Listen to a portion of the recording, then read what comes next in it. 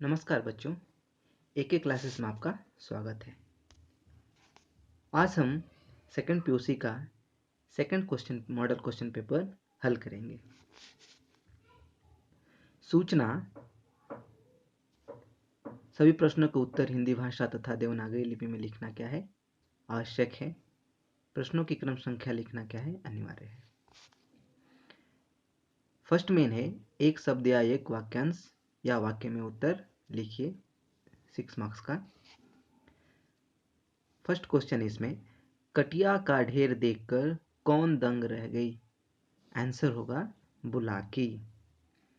दूसरा है किनसे सभी घृणा करते हैं, तो झूठे व्यक्तियों से सभी घृणा करते हैं। थर्ड है माँ के चेहरे पर क्या थी, तो माँ के चेहरे पर उदासी थी। फोर्थ है एक कहानी यह भी कि लेखिका कौन है, तो इसकी लेखिका है मनु भंडारी। फिफ्थ है किस नदी में भयंकर बाढ़ आती थी, तो मूसी नदी में भयंकर बाढ़ आती थी। 1955 में भारत सरकार ने विश्वेश्वरैया को किस उपाधि से विभूषित किया, तो ये भारत रत्न से विभूषित किया गया। फर्स्ट मेन में सेकंड यानी आ है। सेवेंथ क्वेश्चन आ है निम्नलिखित प्रश्नों में से किन्हीं 3 प्रश्नों के उत्तर लिखिए। 3 प्रश्नों के उत्तर लिखना है। एक प्रश्न का 3 मार्क्स होगा, यानी 3 गुणे 3 = 9। 7 क्वेश्चन है आपका घर में सुजान भगत का अनादर कैसे हुआ। आंसर लिखेंगे सुजान भगत बनने के बाद जब धार्मिक कार्यों में लग गया, घर के मामलों में ज़्यादा दिलचस्पी नहीं दिखाता था, इसलिए घर वालों की नज़रों में क्या हो गए, वो गिर गए। सुजान के हाथों से धीरे धीरे क्या हो गए, अधिकार छीने जाने लगे। किस खेत में क्या बोना है, किसको क्या देना है, किससे क्या लेना है, किस भाव क्या चीज़ बेचना है, क्या खरीदना है इत्यादि महत्वपूर्ण बातों में उनकी सलाह नहीं ली जाती थी। उनके दोनों जो जवान बेटे थे वो बात बात में उन पे क्या करते थे, फवितिया कसते थे। उनकी पत्नी बुलाकी भी अपने बेटों के पक्ष में ही बोलती थी।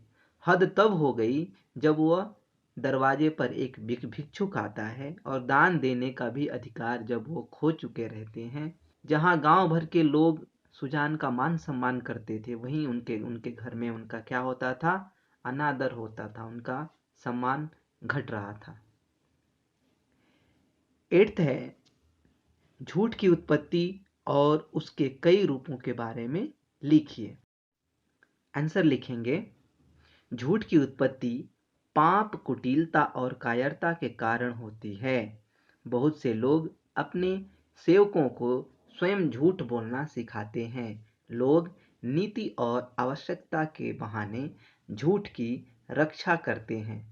कुछ लोग झूठ बोलने में ही अपनी चतुराई और बुद्धिमानी समझते हैं और सत्य को छिपाकर धोखा देना या झूठ बोलना ही उनका क्या होता है, परम धर्म होता है और इसमें ही वह अपने आप को गौरव मानते हैं। झूठ बोलना और कई रूपों में दिखाई पड़ता है, जैसे चुप रहना, किसी बात को बढ़ाकर कहना, किसी बात को छिपाना, भेद बदलना, झूठ मूठ का दूसरों के साथ हाँ में हाँ मिलाना, प्रतिज्ञा करके उसे पूरा न करना, सत्य को न बोलना इत्यादि क्या है, झूठ की उत्पत्ति और कई रूपों के कारण है ये। नेक्स्ट 9th है प्रदूषण के संबंध में गंगा मैया ने क्या कहा। उत्तर लिखेंगे गंगा मैया ने कहा प्रदूषण के संबंध में कि पूरे देश का वातावरण ही जब प्रदूषित हो गया है तब मैं कैसे बच सकती हूँ। लोगों का मन दूषित हो गया है, स्वार्थी लोगों की संख्या क्या हो गई है, बढ़ गई है। चरित्र का संकट चर्चा का विषय बना हुआ है। सेवा करने से चरित्र बनता है। अब तो सब मेवा बटोरने में लगे हुए हैं। भक्ति संस्कृति आचरण के नाम पर जल स्रोत शुद्ध रखने की परिकल्पना भी क्या हो गई है, भारतीय संस्कृति का अंग थी। लेकिन अब सब पैसे के लालच में पड़कर सारा क्या कर रहे हैं, सारे लोग कचरा गंगा में ही फेंक रहे हैं। इसलिए प्रदूषण क्या हो रहा है, बढ़ रहा है। जो लोग कहते हैं कि गंगा में यह शक्ति है कि प्रदूषण अपने आप समाप्त हो जाता है, वे लोग उल्लू आस्थावान शिष्य हैं, वो लोग मूर्ख हैं। नेक्स्ट है 10th क्वेश्चन, पिताजी के प्रति लेखिका के क्या विचार थे?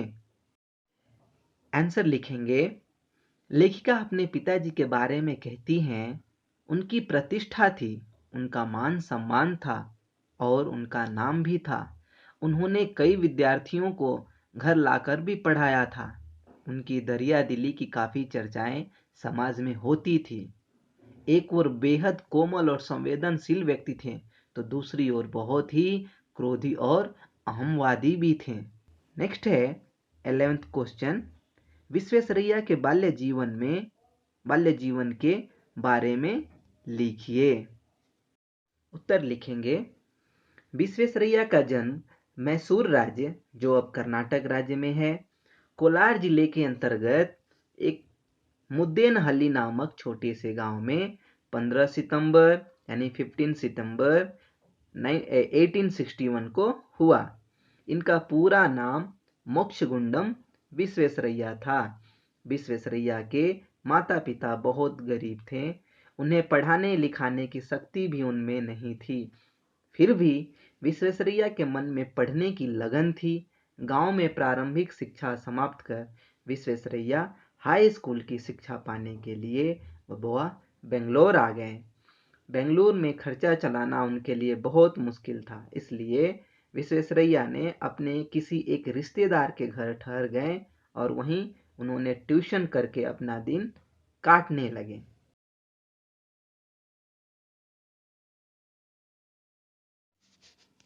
सेकंड मेन में निम्नलिखित वाक्य किसने किससे कहें। सेकंड मेन हम देखेंगे 4 मार्क्स का होगा। 12 क्वेश्चन है, धर्म के काम में मीन मेष निकालना अच्छा नहीं। यह वाक्य किसने किससे कहा, तो सुजान ने बुलाकी से कहा। 13 है, जिधर देखो उधर कर्तव्य ही कर्तव्य देख पड़ते हैं। यह वाक्य लेखक ने किसे कहा है, पाठकों से कहा है। 14 है, जीवन मूल्यों का जब अंतिम संस्कार कर दिया जाता है तब यही परिणाम होता है। तो यह वाक्य किसने किससे कहा, यह वाक्य गंगा मैया ने लेखक से कहा। 15 है, यू हैव मिस्ड समथिंग। यह वाक्य किसने किससे कहा, तो यह वाक्य डॉक्टर अंबालाल ने मनु भंडारी के पिता से कहा। नेक्स्ट है, निम्नलिखित में से किन्हीं दो का संदर्भ स्पष्टीकरण कीजिए। इसमें से 2 लिखना है, 6 मार्क्स का होगा, यानी एक क्वेश्चन 3 मार्क्स का होगा। 16 है, अब तक जिस घर में राज किया उसी घर में पराधीन बनकर नहीं रह सकता। आंसर लिखेंगे, सेम पहले प्रसंग लिखेंगे, संदर्भ लिखेंगे, फिर स्पष्टीकरण। प्रसंग में लिखेंगे, प्रस्तुत गद्यांश हमारी पाठ्यपुस्तक साहित्य गौरव के कर्तव्य और सत्यता नामक पाठ से लिया गया है, जिसके लेखक डॉक्टर श्याम सुंदर दास हैं। संदर्भ में लिखेंगे, कर्तव्य करने की महत्ता का वर्णन करते हुए लेखक इस वाक्य को पाठकों से कहते हैं। स्पष्टीकरण लिखेंगे इसका, डॉक्टर श्याम सुंदर दास कहते हैं कि कर्तव्य करना हम लोगों का क्या है, परम धर्म है। संसार में मनुष्य का जीवन कर्तव्यों से भरा पड़ा है। घर में, परिवार सदस्यों के बीच, समाज में तथा मित्रों और पड़ोसियों के बीच, प्रजाओं के बीच मनुष्य को अपना हर वक्त कर्तव्य निभाना पड़ता है। समाज के प्रति, देश के प्रति सच्चा कर्तव्य निभाने से हम लोगों की क्या होती है, चरित्र की शोभा बढ़ती है। कर्तव्य करना न्याय पर निर्भर है। ऐसे सामाजिक न्याय को समझने पर हम लोग प्रेम के साथ कर्तव्य निभा सकते हैं। 18 है, सेवा ही परमो धर्म के स्थान पर लोग मेवा ही परमो धर्म कहने लगे हैं। उत्तर लिखेंगे। प्रसंग। प्रस्तुत गद्यांश हमारी पाठ्यपुस्तक साहित्य गौरव के गंगा मैया से साक्षात्कार नामक पाठ से लिया गया है, जिसके लेखक डॉक्टर बरसाने लाल चतुर्वेदी हैं। संदर्भ। इसे गंगा मैया लेखक से मनुष्य के अधपतन के बारे में कहती हैं, यानी मनुष्य का जब पतन होगा, किस तरह पतन हो रहा है उसके बारे में कहती हैं। स्पष्टीकरण लिखेंगे। लेखक गंगा मैया से साक्षात्कार लेने गया है। माँ मंदिर में क्या कर रही हैं? विराज रही हैं, चेहरे पर उदासी है। साक्षात्कार के दौरान गंगा मैया कहती हैं कि देश का वातावरण ही प्रदूषित हो गया है, तो गंगा मैया कैसे बच सकती है? चरित्र का संकट चर्चा का विषय बना हुआ है। अब केवल शब्द कोशों में चरित्र शब्द है। लेखक से पूछने पर चरित्र के अस्तित्व को किससे मिटाया जा सकता है? तब गंगा मैया उत्तर देती हैं कि पहले लोग चरित्रवान होते थे, लेकिन अब सेवा करने से चरित्र बनता था। लेकिन अब क्या हो गया है? अब सभी मनुष्य स्वार्थी हो गया है, अभी मेवा बटोरने में लगे हुए हैं। सेवा भाव को वो लोग पीछे छोड़ चुके हैं। नेक्स्ट है 19। यह लड़की मुझे कहीं मुंह दिखाने लायक नहीं रखेगी। उत्तर लिखेंगे। प्रसंग। प्रस्तुत गद्यांश हमारी पाठ्यपुस्तक साहित्य गौरव के एक कहानी यह भी नामक पाठ से लिया गया है, जिसकी लेखिका मनु भंडारी हैं। संदर्भ। एक बार कॉलेज से प्रिंसिपल का पत्र आया कि पिताजी आकर मिले। पत्र पढ़ते ही पिताजी आग बबूला होकर यह वाक्य अपनी पत्नी से कहते हैं। स्पष्टीकरण में लिखेंगे। यश कामना पिताजी की सबसे बड़ी दुर्बलता थी। वे हमेशा सोचा करते थे कि कुछ ऐसे काम करने चाहिए कि समाज में उनका नाम हो, सम्मान हो, उनका वर्चस्व बढ़े। अपने वर्चस्व को धक्का लगने वाली किसी भी बात को वो बर्दाश्त नहीं करते थे। एक बार कॉलेज से प्रिंसिपल का पत्र आया कि आपकी बेटी के खिलाफ अनुशासनात्मक कार्रवाई क्यों नहीं की जाए। पत्र पढ़ते ही मनु भंडारी के पिताजी आग बबूला होकर कहने लगे वह कॉलेज में पढ़ने जाती है कि पॉलिटिक्स करने जाती है, और इस वाक्य को कहकर आग बबूला हो जाते हैं। थर्ड मेन है, एक शब्द या वाक्यांश या वाक्य में उत्तर लिखिए। 6 मार्क्स का होगा। आंसर लिखेंगे। अंग अंग में किसकी सुगंध समा गई है? आंसर लिखेंगे। अंग अंग में चंदन की सुगंध समा गई है। 20 है, वाणी कहाँ रह गई? तो उत्तर लिखेंगे वाणी मुख द्वार पर रह गई।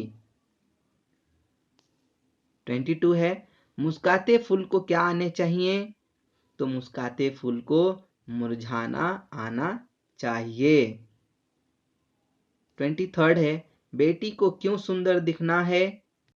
उत्तर लिखेंगे बेटी को माँ रंगीन कपड़े और गहने पहनाने के लिए कहती है, ताकि देखने वालों को सुंदर लगता है और माँ को भी आनंद मिलता है, इसलिए बेटी को सुंदर दिखाना चाहती है।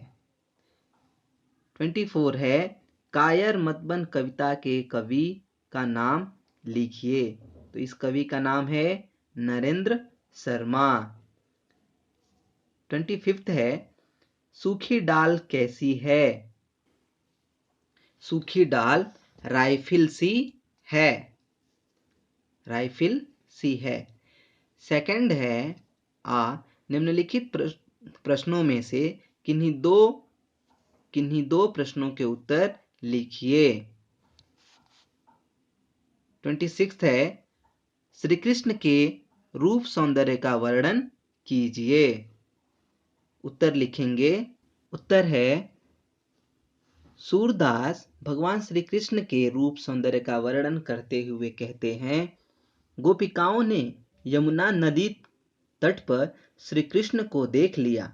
वे मोर मुकुट पहने हुए हैं, उनके कानों में मकराकृत कुंडल धारण है, पीले रंग के रेशमी वस्त्र पहने हुए हैं, उनके तन पर चंदन का लेप है। वे अत्यंत सुंदर और शोभायान दिख रहे हैं। उनके दर्शन मात्र से गोपिकाओं के आत्मा क्या हो गई है? तृप्त हो गई है, हृदय की तपन बुझ गई है। वे सुंदरियां प्रेम में मगन हो गई हैं, उनका हृदय भर आया है। सूरदास कहते हैं कि प्रभु श्री कृष्ण अंतर्यामी है और वह गोपिकाओं के व्रत को पूरा करने के लिए ही पधारे हुए हैं। 27 है, जीवन की सार्थकता किसमें है? लिखेंगे,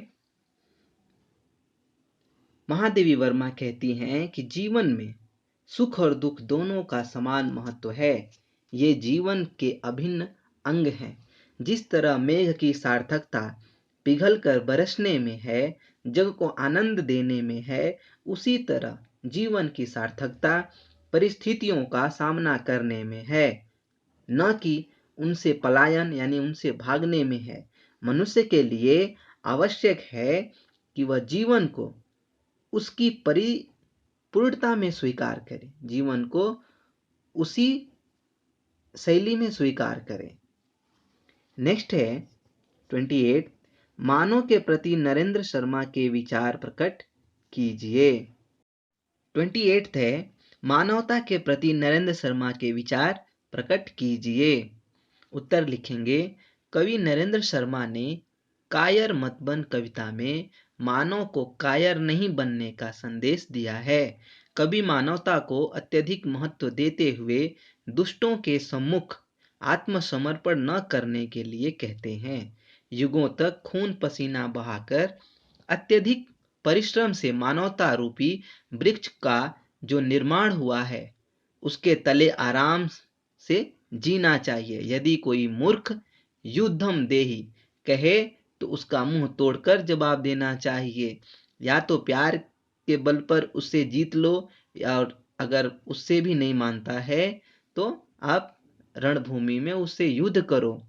ले देकर क्या जीना, धैर्य और साहस से दुष्टों का विनाश करने के लिए भी वो कहते हैं।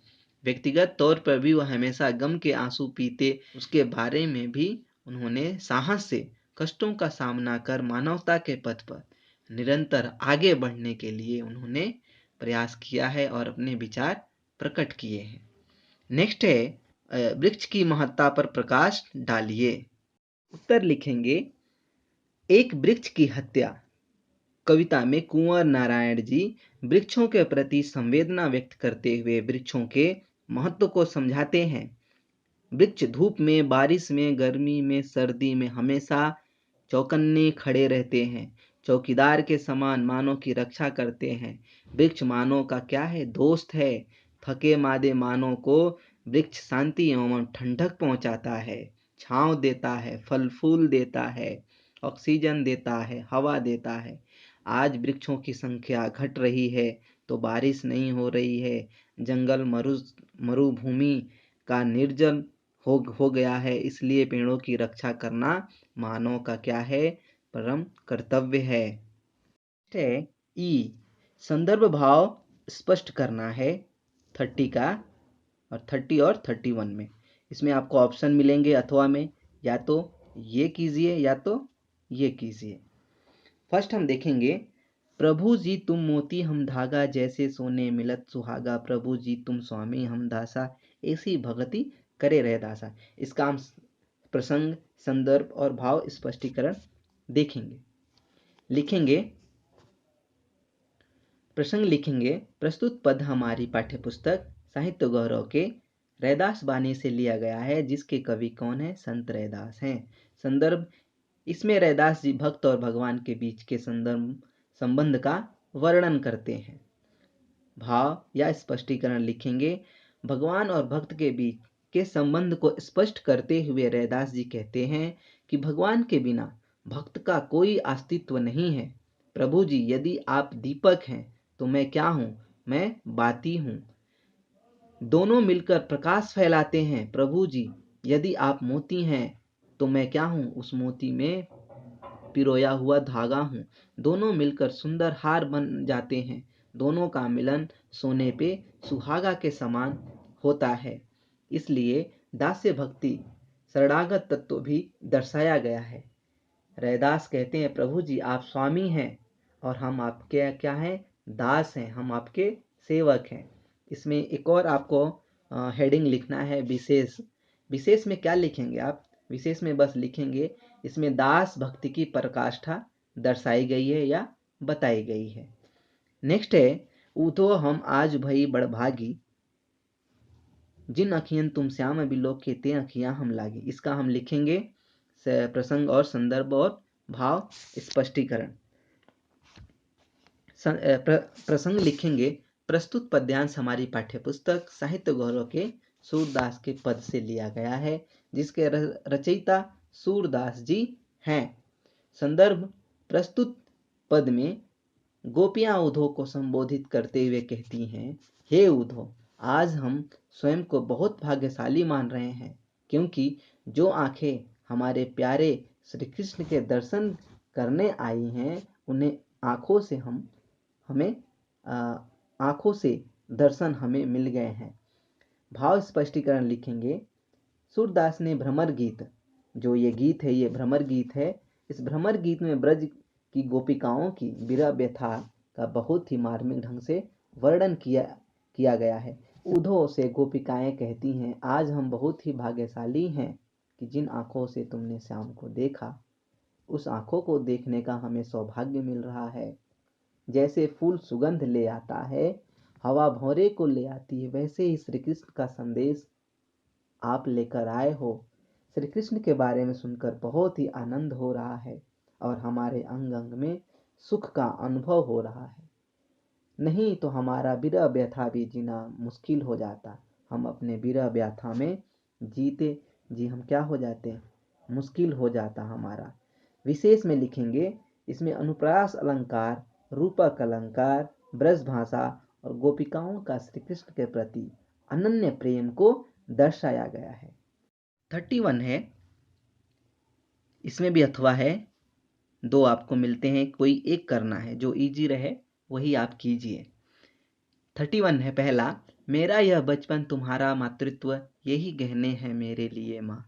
मैं तुम्हारा गहना, तुम मेरा गहना, फिर अन्य गहने क्यों चाहिए माँ। इसमें भी प्रसंग लिखेंगे और संदर्भ और उसके बाद भाव स्पष्टीकरण करेंगे। प्रसंग लिखेंगे, प्रस्तुत पद्यांश हमारी पाठ्यपुस्तक साहित्य गौरव के गहने नामक आधुनिक कविता से लिया गया है, जिसके रचयिता कुवेम्पु हैं।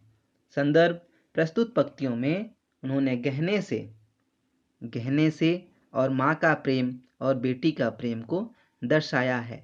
बेटी के और माँ के प्रेम को ही गहना मानती है और माँ के प्रेम को ही वो गहना मानती है, यह बताने का प्रयास किया गया है। कहती है बेटी, माँ मेरा यह बचपन तुम्हारा क्या है? तुम्हारा मातृत्व यही मेरे लिए गहने हैं, मुझे और कुछ भी नहीं चाहिए। यही मेरे लिए क्या है? गहने हैं। मैं तुम्हारा गहना हूँ और तुम मेरे लिए गहने हो। फिर मुझे ये दूसरा गहना क्यों चाहिए? फिर मुझे अन्य गहने नहीं चाहिए, मुझे और कुछ नहीं चाहिए। मुझे बस तुम्हारा प्रेम, तुम्हारा मातृत्व का प्रेम और मेरा और तुम्हारा एक साथ रहना ही क्या है? यही हमारे लिए क्या है? गहने हैं। इसी में सेकंड है, तेरी रक्षा का न मोल है पर तेरा मानो अमोल है, यह मिटता है वह बनता है, यही सत्य की सही तोल है। इसमें भी प्रसंग, संदर्भ और स्पष्टीकरण लिखेंगे।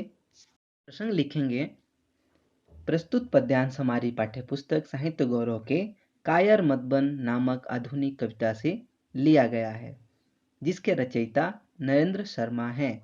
संदर्भ, प्रस्तुत पंक्तियों में मनुष्य को कायर न बनने का संदेश देते हुए मनुष्य को बताया गया है सत्य के बारे में बताया गया है। भाव स्पष्टीकरण लिखेंगे, हे मनुष्य, तेरी रक्षा हो, इसका कोई मूल्य नहीं, पर यह बात कटु सत्य है कि मानवता एक क्या है, बहुमूल्य वस्तु है। जब मनुष्य अपने आप को मिटा देता है, जब अपने आप को खत्म कर देता है, तभी वह मानवता की रक्षा करता है और मानवता की रक्षा होती है। सत्य का यही क्या है, यही मापदंड है, यही नाप तोल है। तुम मनुष्य के लिए अपना सब कुछ त्याग दो, किंतु दुष्ट के सामने कभी भी झुकना मत, तुम कभी भी उससे डरना मत। तुम कुछ भी बन जाना, लेकिन कायर मत बनना। नेक्स्ट है, फोर्थ मेन है, एक शब्द या वाक्यांश या वाक्य में उत्तर लिखिए। 5 मार्क्स का होगा, 5 क्वेश्चन होंगे, 5 लिखने हैं। सूखी डाली के एकांकीकार का नाम लिखिए। तो सूखी डाली के एकांकीकार उत्तर में लिखेंगे उपेंद्रनाथ अश्क। 33 है, दादाजी को किस कल्पना से सिरहन होने लगती है? डाली के टूटने से सिरहन होने लगती है। 34 है, व्यक्ति किन गुणों से बड़ा होता है? तो व्यक्ति बुद्धि और योग्यता से क्या होता है? बड़ा होता है। 35 है, पिता क्या सहन नहीं कर सकता? तो पिता यह सहन नहीं कर सकता कि उसका बेटा दंभी हो, घमंडी हो। 36 है, भारवी से मिलने आई स्त्री का नाम लिखिए। तो भारवी से जो मिलने आई थी उस स्त्री का नाम था भारती। क्या नाम था? भारती। नेक्स्ट है, निम्नलिखित प्रश्नों में से किन्हीं 2 प्रश्नों के उत्तर लिखिए। इसे तो बिल्कुल आप लोग लिखिएगा, छोड़िएगा मत। इसमें भी अथवा करके आपको देता है, 2 क्वेश्चन देते हैं, 1 और 2, दोनों में से कोई भी एक करना है, जो इजी हो वही आप लिखिए। 37 है, दादाजी के बड़प्पन के संबंध में क्या विचार थे? तो दादाजी क्या विचार रखते थे उनके बारे में आंसर लिखेंगे। उत्तर लिखेंगे, दादाजी बड़प्पन के संबंध में अपने मझले लड़के करमचंद से कहते हैं कि बड़प्पन बाहर की वस्तु नहीं है, बड़प्पन तो मन का होना है। घृणा को घृणा से मिटाया जा सकता है। छोटी बहू तभी अलग होना चाहेगी जब उसे घृणा के बदले घृणा दी जाएगी। यदि उसे घृणा के बदले स्नेह मिलेगा तो सारी घृणा क्या हो जाएगी? फीकी पड़ जाएगी, खत्म हो जाएगी। महानता किसी से मनवाई नहीं जा सकती, अपने व्यवहार से अनुभव कराई जा सकती है।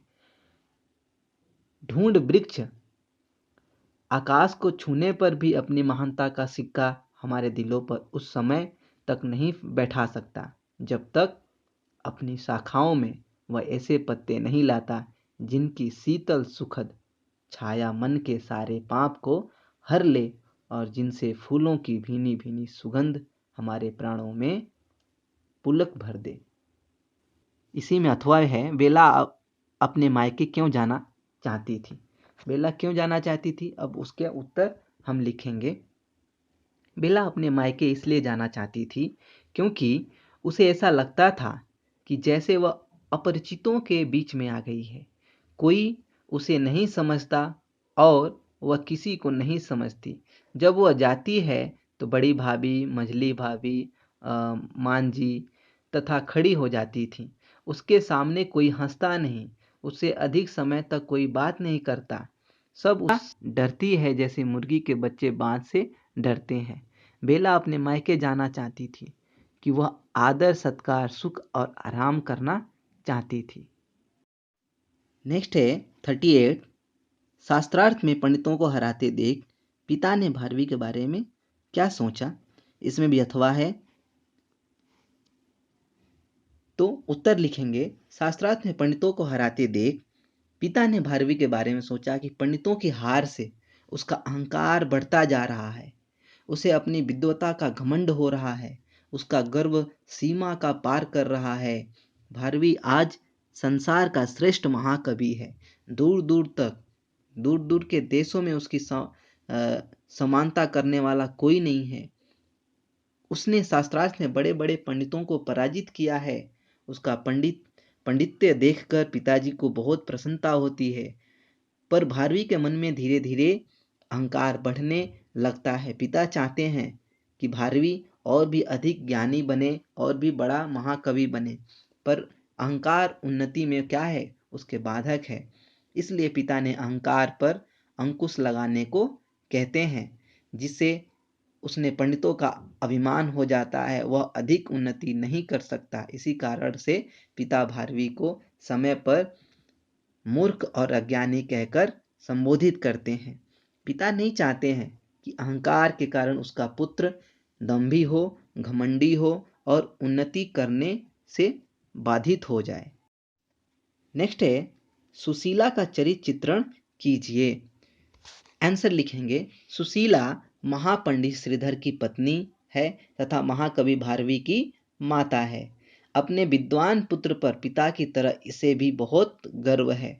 वह अपने पुत्र भारवी के घर लौटने के कारण क्या है, दुखी है। वह पुत्र शोक में सो नहीं पाती है। वह मानती है कि यदि पुत्र के लिए माँ की ममता मूर्खता है तो ऐसी मूर्खता हमेशा बनी रहे। पति के समझाने पर भी पुत्र मोह कम नहीं होता है। पुत्र के व्यामोह में वह क्या करती है, अपने पति से भी काफी वाद विवाद झगड़ा कर लेती है, परंतु अपनी मर्यादा में रहकर अपने पति धर्म को भी निभाती है। नेक्स्ट है फिफ्थ ग्रामर पॉइंट देखेंगे। वाक्य शुद्ध कीजिए। हवा तेज बहने लगा, तो हवा तेज बहने लगी, बस ई का मात्रा लगा देंगे, बहने लगी हो जाएगा। सेकंड है, उसके हाथ कांप रही थी, तो उसके हाथ कांप रहे थे, क्या लिखेंगे, रहे थे। थर्ड है, बालक ने रोटी खाया, तो बालक ने रोटी खाई, बस लास्ट का बना देंगे खाई तो हो जाएगा। उसके बाद है फोर्थ, वह गाने की कसरत कर रहा है, तो वह गाने की कसरत की जगह क्या लिखेंगे, गाने की कोशिश, क्या लिखेंगे, कोशिश, गाने की कोशिश कर रहा है। नेक्स्ट है कोष्टक में दिए गए उचित शब्दों से रिक्त स्थान भरिए। तो इसमें भरेंगे, फर्स्ट है 40 का, फर्स्ट है सच्चाई की ओर हमारी प्रवृत्ति, क्या भरेंगे, प्रवृत्ति, ये भरेंगे फर्स्ट में, प्रवृत्ति भरेंगे। सेकंड में मनुष्य का परम धर्म क्या है, सत्य बोलना है, क्या चीज है, सत्य बोलना ही परम धर्म है। थर्ड है सत्य बोलने से हमारा डैश होगा, तो क्या होगा, सम्मान होगा, सत्य जब हम बोलेंगे तो हमारा सम्मान होगा। फोर्थ है स्वार्थी लोग अपने डैश पर ध्यान नहीं देते, तो स्वार्थी लोग अपने, यानी फोर्थ जो बचा है वही लास्ट का होगा। नेक्स्ट है हमारा ई, निम्नलिखित वाक्यों को सूचना अनुसार बदलना, यानी काल बदलना है। फर्स्ट है 41 का, फर्स्ट है यात्री गंगा में स्नान कर रहे हैं, आपको किस में बदलना है, भविष्यत काल में, यानी फ्यूचर टेंस में आपको बनाना है। ये भी 3 मार्क्स का होता है।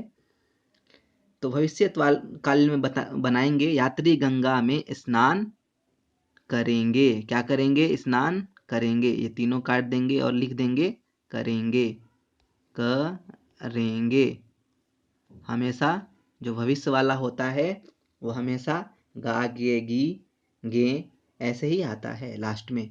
सेकंड है रमेश कल मुंबई जाएगा, इसे किस में बनाना है, तो भूतकाल में, यानी पास्ट टेंस में कन्वर्ट करना है, भूतकाल यानी पास्ट टेंस। तो इसमें क्या लिखेंगे, रमेश कल मुंबई जाएगा की जगह मुंबई गया था, क्या गया था, मुंबई गया था लिख देंगे, बस हो गया, बन गया। थर्ड है मुझे डर लग रहा था, वर्तमान काल में बनाना यानी प्रेजेंट टेंस में, तो मुझे डर लग रहा है, था की जगह क्या लिखेंगे, है लिख देंगे, हो जाएगा। नेक्स्ट है ई का है 42 का, मैच द फॉलोइंग है, मुहावरों को अर्थ के साथ जोड़कर लिखिए। तो आंखों का तारा होना, आंखों का तारा होना यानी बहुत प्यारा होना। आंखों का तारा होना मीन्स बहुत प्यारा होना। सेकंड है इसमें चकमा देना। चकमा देने का मतलब क्या होता है? तो ये होता है आपका धोखा देना। थर्ड है ढाढ़स बांधना। ढाढ़स बांधना मतलब, ढाढ़स बांधना मतलब हिम्मत बढ़ाना, किसी का हिम्मत बढ़ाना होता है। कान भरना, तो कान भरने का मतलब होता है चुगली करना। ऊ देखेंगे अन्य लिंग रूप लिखिए। 43 का 3 मार्क्स का ये भी रहता है और ये तो आपका 4 मार्क्स का ही रहेगा। साधु का क्या हो जाएगा? लिंग रूप, यानी लिंग मीन्स जेंडर चेंज करना है। तो साधु का हो जाएगा साध्वी। क्या हो जाएगा? साधु का साध्वी हो जाएगा। क्या हो जाएगा? साध्वी। ऐसे लिखेंगे साधवी,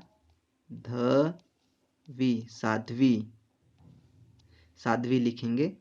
भैंस का क्या हो जाएगा? भैंस, तो भैंस का भैंसा, यानी मेल और फीमेल आपको देखना है इसमें। भैंस का भैंसा। थर्ड आपका क्या है? बादशाह। तो बादशाह का क्या हो जाएगा? बादशाह का बेगम। क्या हो जाएगा? बेगम। इस तरह बनाएंगे लिंग रूप। नेक्स्ट है ऊ है, अनेक शब्दों के लिए एक शब्द लिखिए। 3 मार्क्स का ये भी होगा। फर्स्ट है इसमें जिसका रूप अच्छा न हो, जिसका फेस अच्छा नहीं होता है उसे क्या बोलते हैं? कुरूप। क्या बोलते हैं? कुरूप बोलते हैं उसे। सेकंड है जो पढ़ना लिखना न जानता हो उसे क्या बोलेंगे? तो उसे बोलेंगे अनपढ़। क्या बोलेंगे? अनपढ़। अ न पढ़, अनपढ़, उसे अनपढ़ बोलते हैं। थर्ड है इसमें जो जन्म से अंधा हो, जो जन्म से अंधा होता है उसे जन्मांध बोलते हैं। क्या बोलते हैं? जन्मांध।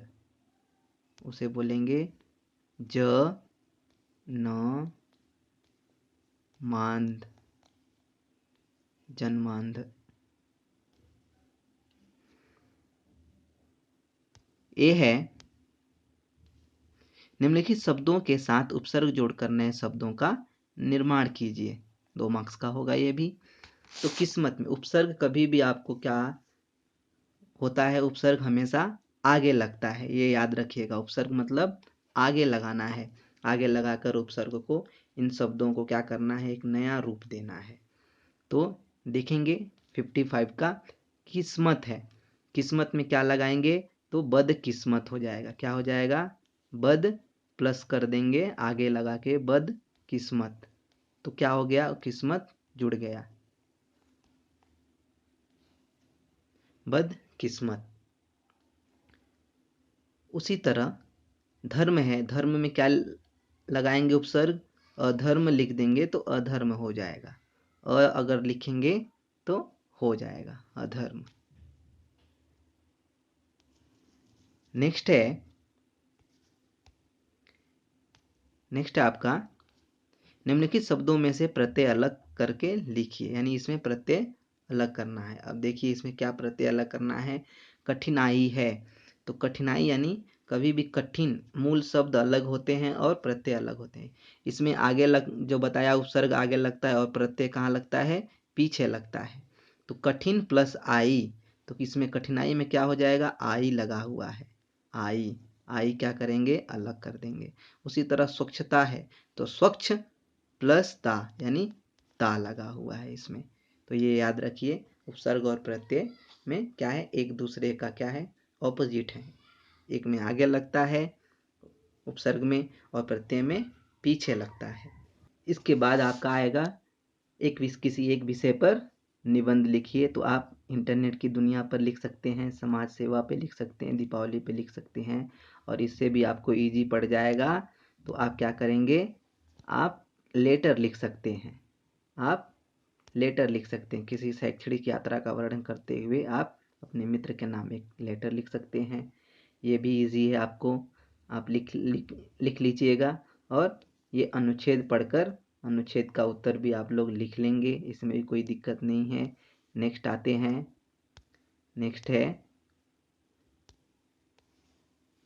नेक्स्ट आपका ये अनुच्छेद पढ़ के तो आप तो लिख लेंगे, 5 मार्क्स ऐसे ही मिल जाएंगे, ठीक है। उसके बाद आपके आएंगे हिंदी में अनुवाद जो आते हैं, आप अनुवाद भी कर सकते हैं, हिंदी और कन्नड़ा में दिया गया है, तो आप कर लीजिएगा। चलिए, आशा करता हूँ आप लोगों को ये क्वेश्चन पेपर जो मैंने सॉल्व किया है ये आपको समझ में आ गए होंगे। तो नेक्स्ट वीडियो में फिर मिलेंगे किसी अलग क्वेश्चन पेपर के साथ। तब तक के लिए धन्यवाद।